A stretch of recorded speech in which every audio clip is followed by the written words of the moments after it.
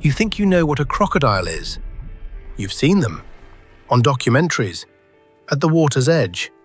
Patient, cold, waiting. You think, dangerous animal. Apex predator of its river. Something to respect. Now forget everything you know. Because 112 million years ago, there was a crocodile that made every modern crocodile look like something you'd find in a pet store. It was 12 meters long. It weighed 8 tons. Its skull alone was nearly 2 meters from end to end. And it didn't wait at the water's edge for prey to come to it. It hunted whatever walked the land, including dinosaurs. This is Sarcosuchus imperator. The name means emperor of flesh. And nothing, not the sauropods, not the theropods, not a single thing that walked, crawled, or breathed across the Cretaceous floodplains of Africa was beyond its reach. Before we talk about what it did, you need to understand what it was.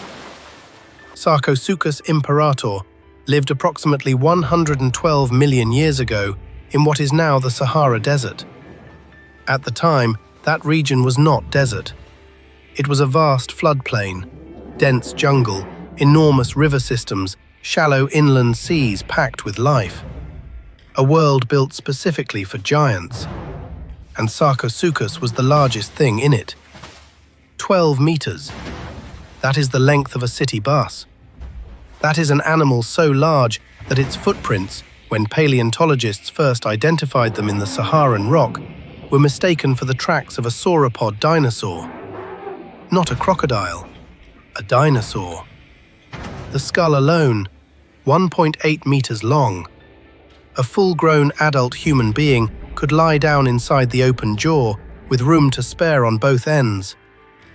The teeth, 60 in the upper jaw, 58 in the lower. Each one up to 10 centimeters long, conical, built not to cut but to grip, to hold, to not release under any circumstance. And here is the detail that changes everything.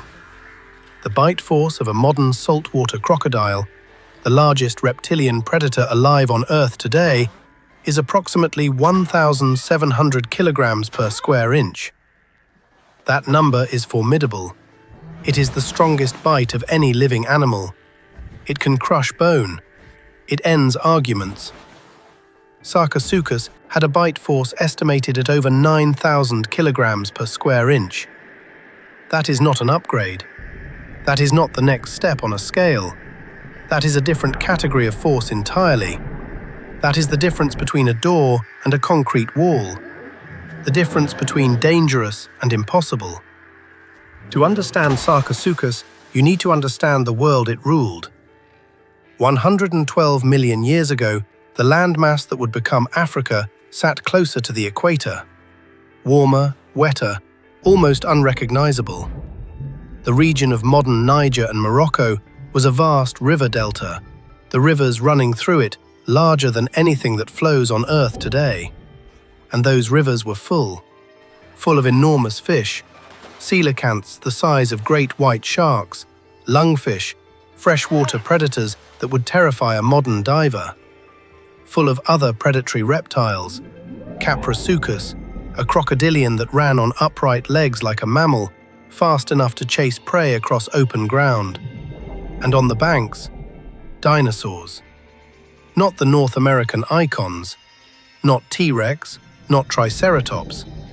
Those came later, on a different continent, in a different era.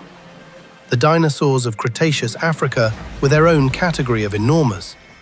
Nigersaurus, Uranosaurus, and one in particular, Suchomimus. Suchomimus was a spinosaurid theropod. 12 meters long, armed with elongated claws on its forelimbs. A predator built to dominate its environment, which it did on land. When it came to the water's edge to fish, it entered a different hierarchy entirely. Sarcosuchus ate Suchomimus. This is not speculation. This is not a dramatization. Fossil evidence, bite marks preserved in Suchomimus bone, the geometry of the marks matching exactly the tooth profile of Sarcosuchus, confirms it. The apex predator of the Cretaceous African floodplain was not the theropod. It was the thing that waited in the water for the theropod to get close enough. Modern crocodiles are ambush predators. They lie in the shallows, invisible, and wait. When prey approaches the water's edge, to drink, to cross, to fish, they explode from the surface and drag it under. Sarcosuchus did this, but it did something else that no other crocodilian in history could do.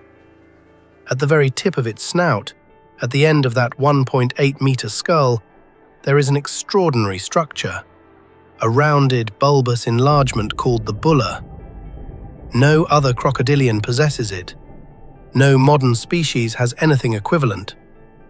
For decades after the complete skull was excavated in 2000 by Paul Sereno's team in the Sahara, scientists argued about its function.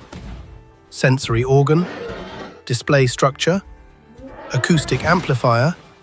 The leading hypothesis: the bulla functioned as an enhanced pressure detection array, a concentration of mechanoreceptors so dense that Sarcosuchus could detect the displacement of water caused by movement on the riverbank from 20 meters away with the precision of a targeting system. It didn't need to see its prey. It could feel the pressure wave of a dinosaur's footstep through the water. From 20 meters, in complete darkness, in total murk. By the time the dinosaur knew Sarcosuchus existed, Sarcosuchus was already accelerating. The strike itself was not designed to kill. The initial grab, those conical teeth locking into bone, was designed to anchor, to make escape physically impossible while the secondary mechanism engaged. 8 tons of mass rotating at speed in water. The death roll. Every crocodilian performs some version of this. Sarcosuchus performed it at a scale where the physics become something else entirely. It was not predation. It was engineering. Sarcosuchus dominated its ecosystem for millions of years. Nothing challenged it. No predator competed with it at its scale. No prey animal evolved a defense against it fast enough to matter. It ruled the rivers and the riverbanks and everything that needed water to survive, which was everything. And then the world changed. The Cretaceous was not a stable period. Over millions of years, sea levels shifted dramatically. The shallow inland seas that had created the vast river systems of Cretaceous Africa began to contract. The floodplains, Sarcosuchus's entire domain, began to drain. The prey changed. The fish populations that formed the base of the food web began to collapse as habitat shrank. The large terrestrial animals that had once walked to the water's edge in abundance began to thin. Sarcosuchus faced the same problem that would later face the megalodon, the Argentavis, the giant ground sloths of the Pleistocene. It was too large to adapt fast enough. An animal that requires thousands of calories per day cannot survive when its ecosystem contracts by half in a geological instant. Sarcosuchus did not lose a fight. No predator challenged it and won. No competitor out-evolved it or took its territory. It starved, slowly, over generations. The largest individuals dying first, because they needed the most food and found the least. The species contracting, retreating into smaller river systems, each generation slightly smaller than the last, until the line simply ended. 112 million years of evolutionary history, the largest crocodilian that ever existed, the apex predator of an entire continent's food chain, gone. The bones sinking into sediment in a river that no longer exists, in a desert that was once a jungle, on a continent that has since moved 3,000 kilometers from where it was when Sarcosuchus last opened its eyes. The modern Nile crocodile is 5 meters long. It is one of the most dangerous animals on Earth. It kills hundreds of people every year. It has survived, essentially unchanged, for tens of millions of years. It is a ghost of what this lineage once produced.